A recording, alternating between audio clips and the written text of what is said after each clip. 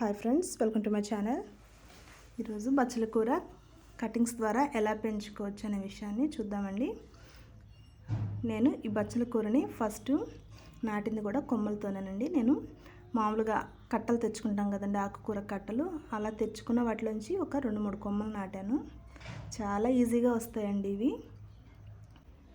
ఎలా నాటుకోవాలో కూడా నేను చూపిస్తానండి. ఫస్ట్ వచ్చేసి నేను ఇసుకలో ఇలా చక్కగా నీళ్ళు పట్టేస్తున్నానండి. ఇలా నీళ్ళు పట్టేయడం వల్ల ఇసుక ఏదైనా వేడి ఉంటే కొమ్మలు త్వరగా రావు కదండి, అందుకోసం ఫస్ట్ ఇలా నేను వాటర్ పట్టేస్తాను ఏ కొమ్మలు పెట్టినా కానీ. ఇలా నీళ్ళు పట్టిన తర్వాత కొమ్మలకు వచ్చేసి కిందన్న ఆకులు తీసేసి ఇలా నాటుతున్నానండి. మనం కేవలం కాడబచ్చలే కాదండి, తీగ బచ్చలు కూడా ఇలా ఈజీగా పెంచుకోవచ్చు. ఎర్ర బచ్చలి అలాగే తెల్ల బచ్చలు కూడా ఇలా ఈజీగా కొమ్మలతో బతికిద్దండి. అది కూడా నేను చూపిస్తాను మరొక వీడియోలో.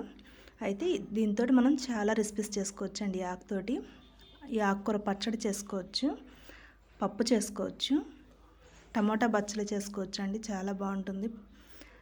అలాగే జ్యూస్ సలాడ్స్లో కూడా యూస్ చేయొచ్చండి, హెల్త్కి చాలా మంచిది. ఒక ఔషధ మొక్కగా కూడా ఈ మొక్క గురించి చెప్తారండి. ఇలా కొమ్మలు నాటిన తర్వాత చక్కగా వాటర్ ఇచ్చేయడమేనండి.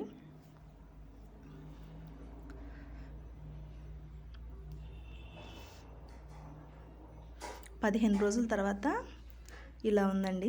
ఇప్పుడు నేను తీసి మీకు చూపిస్తాను ఒక్కొక్క కొమ్మ ఎంత చక్కగా రూట్స్ వచ్చాయో.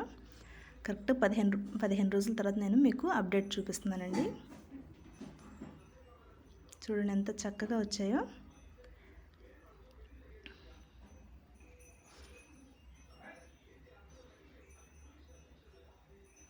నేను 5 కొమ్మలు పెట్టానండి. 5 కొమ్మలు కూడా చక్కగా సక్సెస్ అయినాయి. ఓకే ఫ్రెండ్స్, ఇది ఈరోజు నా వీడియో. మీకు నచ్చింది అనుకుంటున్నాను. నచ్చితే లైక్ చేయండి, షేర్ చేయండి, అలాగే నా ఛానల్ని సబ్స్క్రైబ్ చేయండి. Thanks for watching.